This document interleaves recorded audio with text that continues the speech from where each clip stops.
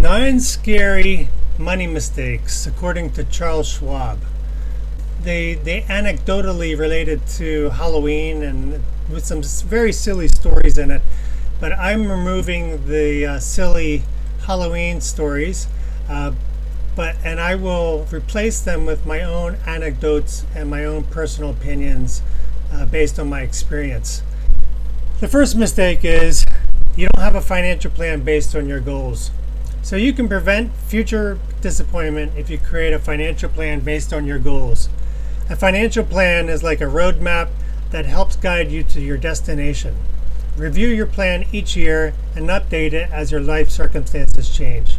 So I never really thought about having a financial plan until about when I was 38 and working in Africa. It wasn't until one of my colleagues said that they met with a financial advisor and who sold them basically a product with investments that were off the Isle of Man in the UK. It's a bit too much detail, but it was my first exposure to thinking about my future and then discussing the potential outcomes that I would want to have and what I would need to get to have enough financial future and stability for when I did want to retire. I was 38 at the time. I never expected that I would want to retire, and I never expected to be married. I never expected to have anything really stable in my life. I expected to be single and nomadic, but within 5 to 8 years, my life drastically changed. But at least I had a plan. It was, looking back, it was not the greatest of decisions I made at the time, because one of the lessons I learned later is they were a financial advisor that was selling a product, and of course they make a commission by selling their product. I didn't realize this at the time, but anyway, it did set me in motion to be a little more intentional and plan more for a potential retirement that I never expected or desired at the time. So I think, even if you don't know what you want right now, it's good to start that type of thought process and just write down what you do know and just get started. Because a financial plan can keep you on track. Maybe you think you want $2 million by the time you're 50.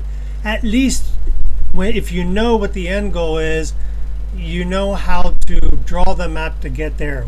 How much you need to invest and for how long. So really recommend that you just start where you're at. Keep adjusting it according to your changing life circumstances. Number 2, you wait too long to start saving and investing. Probably the biggest mistake that most people make. I certainly did. I started saving, but I didn't invest. And that was, I didn't invest earlier in my life.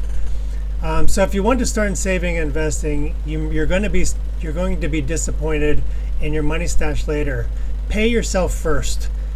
Get something into the market, because you'll see later, time in the market is better than timing the market. Just get started. Invest what you can, even if it's $5 a week or $5 a month. Just get started and don't wait. Time is on your side the younger that you are. Mistake number 3. You fail to diversify your portfolio based on your risk tolerance. So if you don't diversify across and within different asset classes by owning a variety of investments like stocks and bonds, you could set yourself up for a big hit if your chosen investments falter. Diversification helps you spread your risk out. There's a lot of theories on what you can do with what to diversify. The old traditional diversification portfolio is 60, especially when you get older, is 60% equity, 40% bonds. I don't think that's a wise way, at least for me personally anymore. I am 100% equity. I have no bonds, and I really don't have any interest in bonds. I might do that when I start moving cash over from my growth portfolio, and I need to make sure I have enough money for anywhere from 2 to 3 years to live on when I do retire. But you have to evaluate your risk tolerance.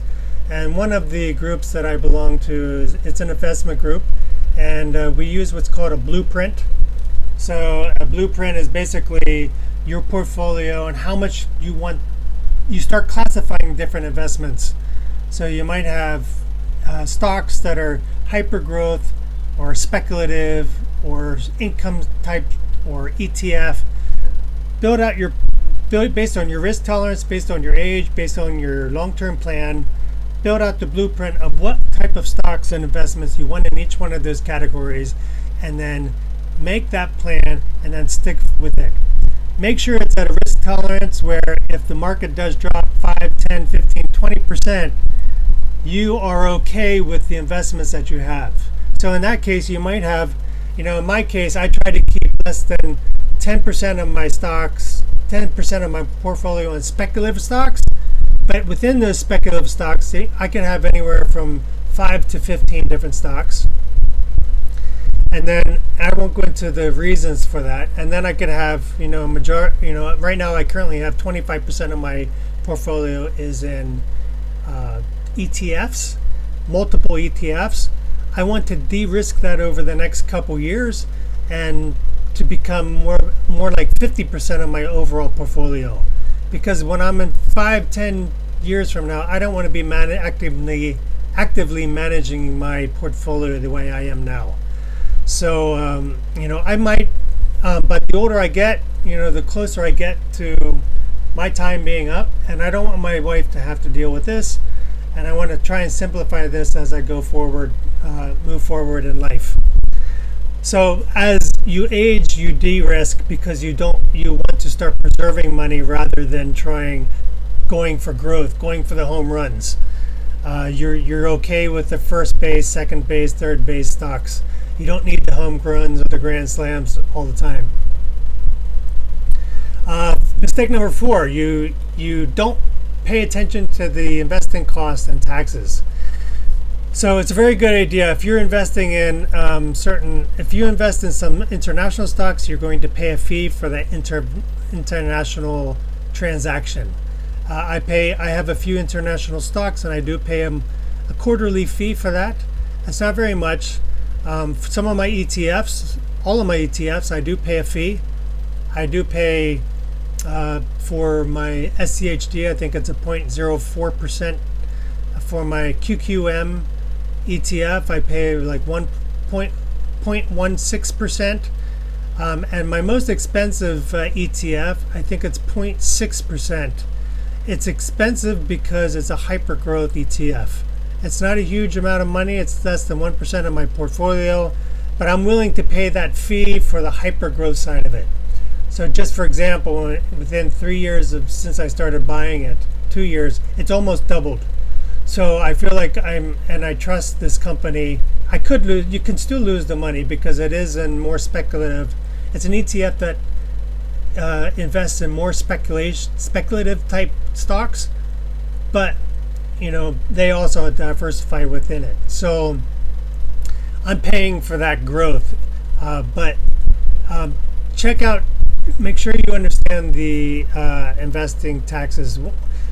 For example, if you invest $10,000 in an exchange traded fund with 0.25% expense ratio, you'll pay $25 a year in expenses.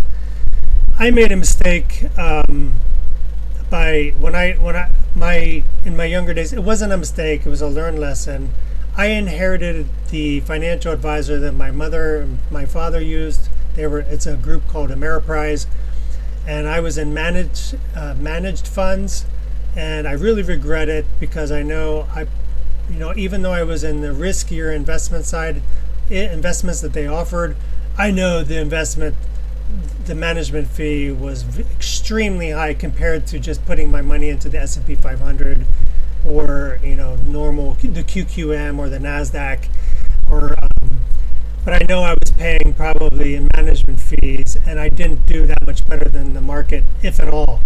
Back then I didn't really understand how to compare to the S&P 500.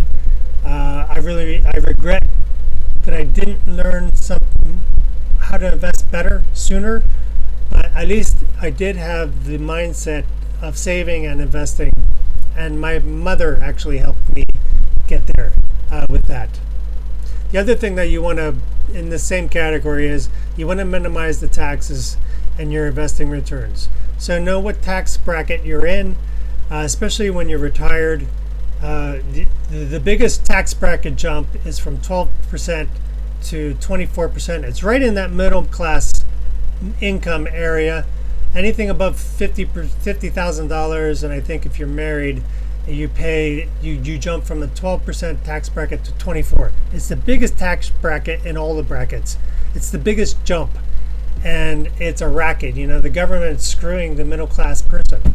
But if you're retired, make sure you understand where your income is coming from, and try to be strategic with how you withdraw your income for your needs for each year. Generally my goal is to stay within that 12% bracket starting next year when I do retire. But just be aware of those brackets. Number 5, you forget to rebalance your portfolio. So rebalancing your portfolio is a similar concept and can be important to achieve your long-term investing success. Your portfolio could become less or more aggressive than you intended. So when you rebalance, you sell positions that have grown and become overweight, and in relationship to the rest of your portfolio. You want to move the proceeds from your gains to positions that have become underweight. And that's kind of what I just realized recently. I have 1 or 2 stocks that are much larger in size in my portfolio than I like, and they are high growth, hyper growth stocks. So I need to sell some of that to rebalance it, to get within more, to de-risk, and to move that money into other potential better investments, or investments that might not be performing very well right now, and just to buy more stocks in some investments that or could be safer, or I could be moving some of that money into my emergency fund. But anyway, you do want to evaluate this. This says to do it every year. I'm doing this weekly because I am very active in watching the market and trying to maximize my returns right now. But I want to move this to doing it quarterly next year, because I don't want to spend my time in finances as much as I do right now. But I would recommend at least quarterly on a quarterly basis. Number 6, you try to time the market. So let's say you get a bonus at work and an income refund. You're not sure whether to invest it now or wait for better market conditions. So right now the stock market is at all-time highs. Generally and historically, you can look back and you can say the stock market does go up over time. There might be some times where it's a little range bound, it's not moving much, but generally the market always goes up. The government's going to keep printing money, and that's just and the economy is going to continue to grow. You might have some depressionary times, and you might if you're looking for stocks, you want to buy, pay attention to the valuation of stocks. Maybe you have a good opportunity, but generally, again, it goes back to that one mistake. Time in the market is better than timing the market. So it's better just to put the money in something that you know and that you're comfortable with, that you can sleep well with at night. We call those swan stocks, sleep well at night. And time in the market is better than timing the market. So and consistency is better than not doing anything at all. Too many people are waiting. Peter Lynch, a famous fund managers in the world, or at least in our lifetime, said more money is lost waiting for an opportunity than for you to just put the money into the market, than for the opportunity itself. I hope that made sense.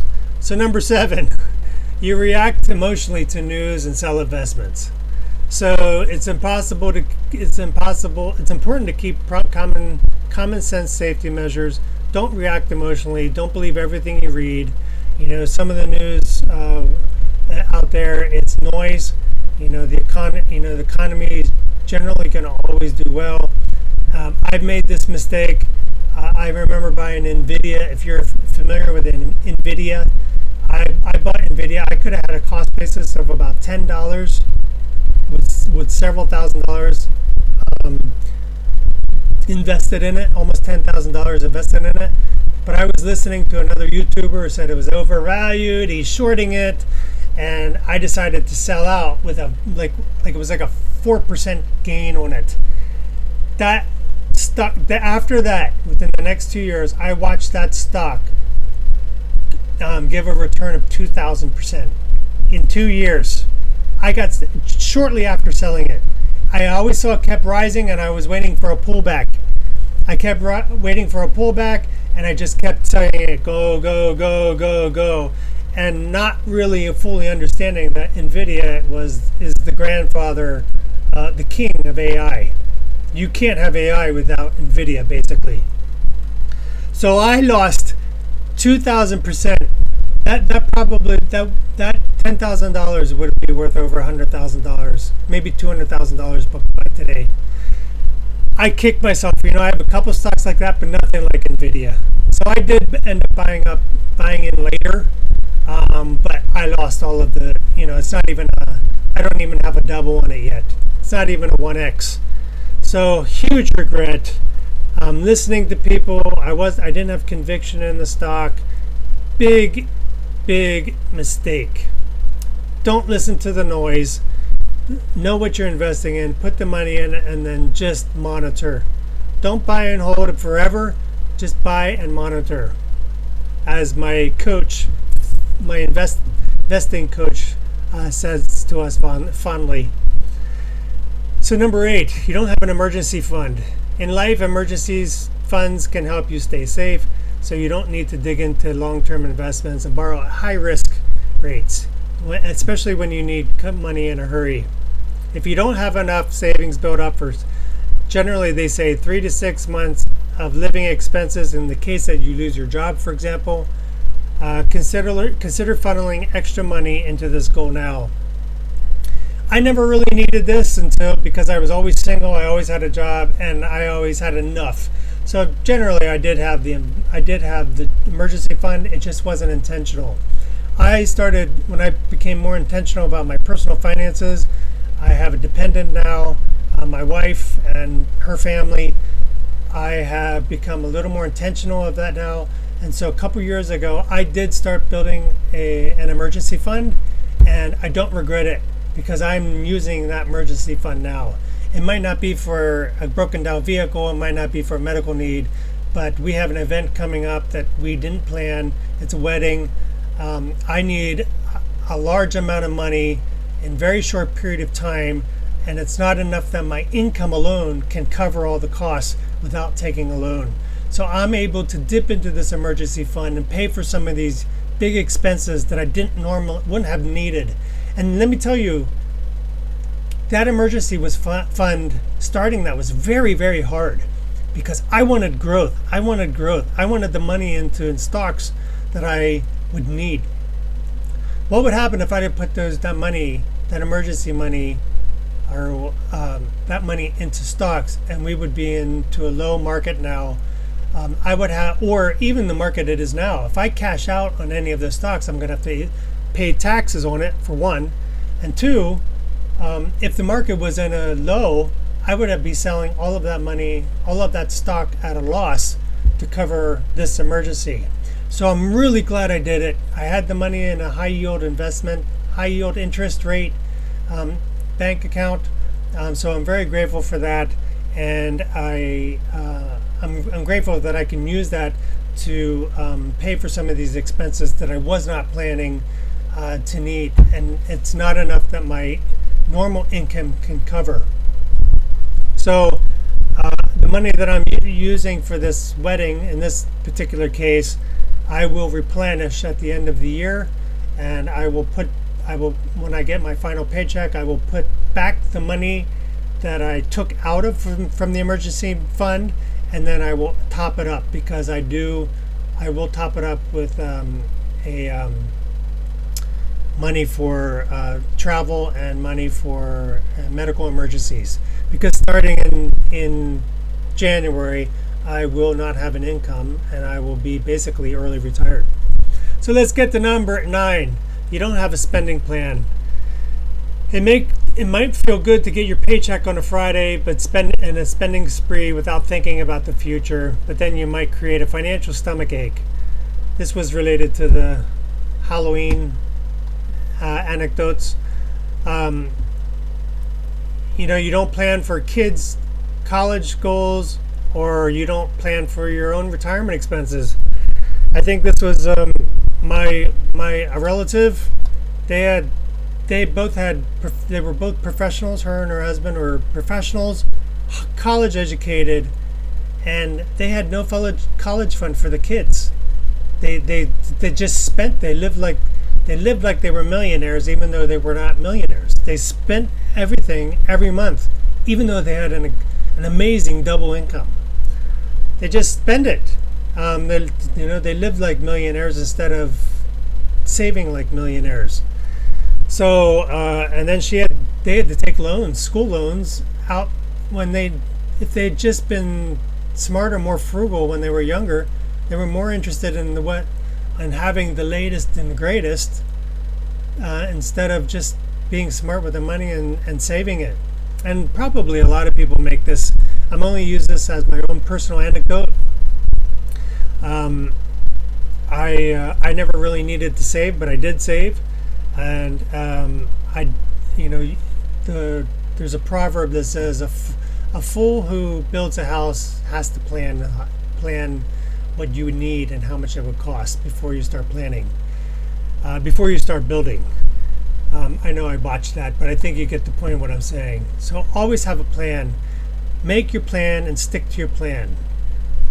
Make your plan and execute your plan. Don't deviate. When you start trying to be clever, that's when you make mistakes, and that's when you you divert from your plan, and that's where you can really cause yourself some financial headaches. And I've done that. Lesson learned. I hope so. So anyway, in the end, so money doesn't have to be scary. You're checking on your financial goals at least once a year.